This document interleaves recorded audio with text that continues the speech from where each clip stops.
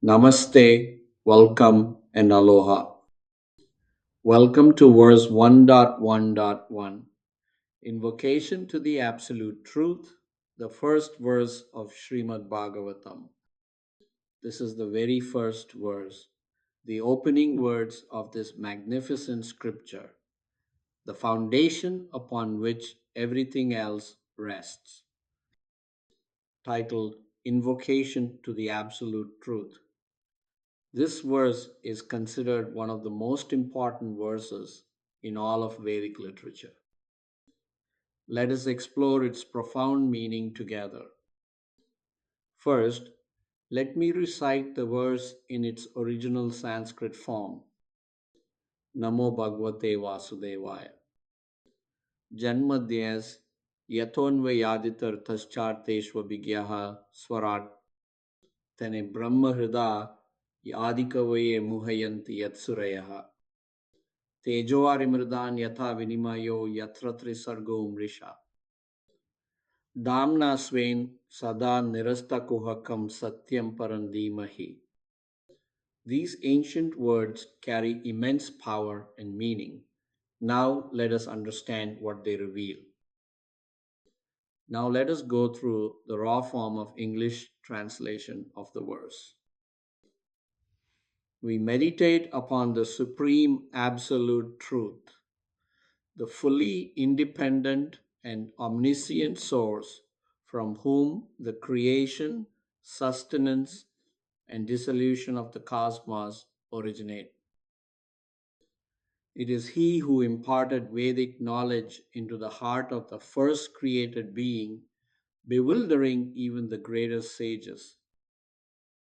And though the material world appears real, like a mirage of fire, water, and earth, He eternally dispels all illusion by His own transcendental effulgence. Every word of this verse is packed with meaning. Let us unpack it. Now let us look at some core teaching of this verse. The core teaching of this verse is profound yet clear. Reality has a source. Everything, the entire cosmos, all that exists, emanates from one supreme absolute truth. This source is not impersonal, it is not unconscious, it is not mechanical. The verse describes this source as abhijnaha, fully cognizant, omniscient, conscious. It is swarat, completely independent, self sufficient, not dependent on anything else. From this source, everything emerges. In this source, everything exists. To this source, everything returns. The verse also reveals that this absolute truth is the source of knowledge itself. He imparted Vedic wisdom into the heart of Brahma, the first created being. Knowledge doesn't come from random processes, it comes from a conscious source. And finally, the verse teaches that this absolute truth dispels all illusion. The material world may appear to be the ultimate reality, but it is temporary, like a mirage. The absolute truth is eternal and real. This is the foundation. Reality has a unified, conscious, independent source that is transcendental to the material world. Now let us look at some modern scientific parallels. This ancient verse has fascinating parallels with modern scientific understanding. First, consider cosmology. The Big Bang Theory describes the entire universe emerging from a singularity, a single point of infinite density and temperature. The Bhagavatam describes everything emanating from a single source. The parallel is striking. Second, consider systems theory. Modern science recognizes that complex systems emerge from simple underlying principles. A few fundamental laws give rise to the incredible diversity and complexity we observe. Similarly, this verse teaches that all cosmic manifestation emerges from one source. Third, consider information theory and the holographic principle. Some physicists propose that all information in the universe may be encoded at a fundamental level, is that the three-dimensional reality we experience emerges from information stored in a two-dimensional boundary.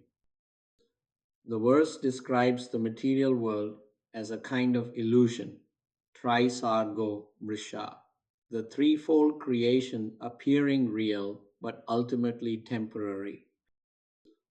Both modern physics and this ancient verse point toward a deeper reality beyond what we ordinarily perceive.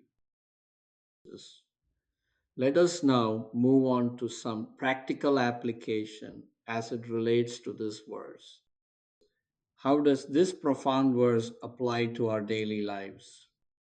First, understanding that reality has a unified source helps us recognize the interconnectedness of all things.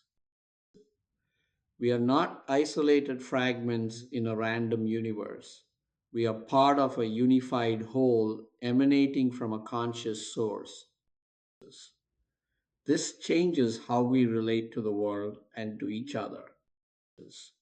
Second, this verse encourages us to seek fundamental principles rather than getting lost in details. In our work, in our studies, in our spiritual practice, we should always ask, what is the source? What is the underlying principle? What is the foundation? Don't just accumulate information. Seek understanding, seek the source. Third, the verse teaches us to approach problems holistically. Since everything comes from one source, everything is connected. We cannot solve problems in isolation. We must see the bigger picture, the underlying unity. And finally, this verse is itself a meditation. Dimahi, we meditate. The verse invites us to meditate on the absolute truth, to contemplate the source of all existence. This is not just philosophy, this is practice. Daily meditation on these truths transforms consciousness. Now, let us look at how this verse can help our young people. For young people, this verse offers a powerful analogy. Think about your smartphone. You use many different apps, social media, games, productivity tools, music, videos, but all these apps run on the same operating system, iOS or Android. That's the source, that's the foundation. If you understand the operating system, you can understand how all the apps work. You can even create your own apps. Similarly, all of reality operates on fundamental principles. There is a source code to existence. Let us pause here and let me repeat this. All of reality operates on fundamental principles. There is a source code to existence. Understanding this source, the absolute truth, helps you navigate everything else in life. Don't just live on the surface using the apps. Understand the operating system. Understand the source. This is what education should be about. Not just accumulating facts, but understanding fundamental principles. Now let us look at how this verse can help our older generation folks. For those with more life experience, this verse offers a different but equally powerful insight. You have traveled many paths in life: career paths, relationship paths, spiritual paths, perhaps. And if you reflect honestly, you may notice something. All paths of sincere inquiry eventually converge.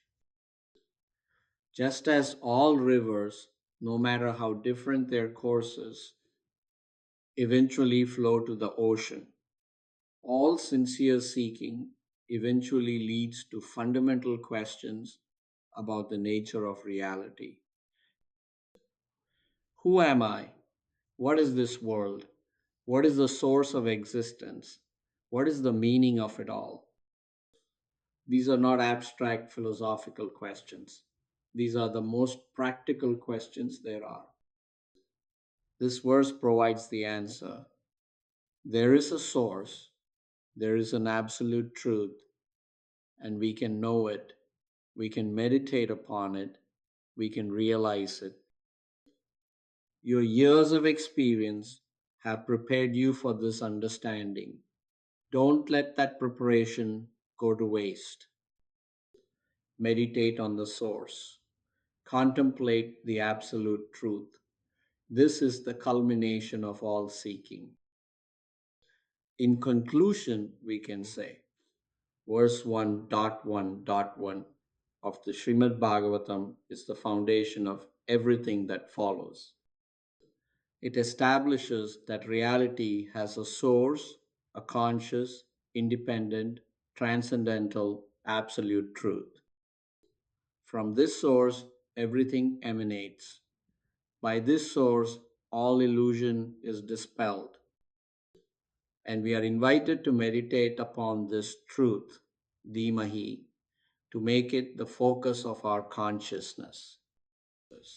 This is not just the first verse of a book, this is the first step on a journey of realization. A journey that leads from confusion to clarity, from illusion to truth, from darkness to light. Om Namo Bhagavate Vasudevaya. Thank you, Namaste, and Mahalo for joining me in this exploration of Canto 1, Chapter 1, Verse 1, Invocation to the Absolute Truth. Next, we will move on, second verse of Chapter 1 of Canto 1.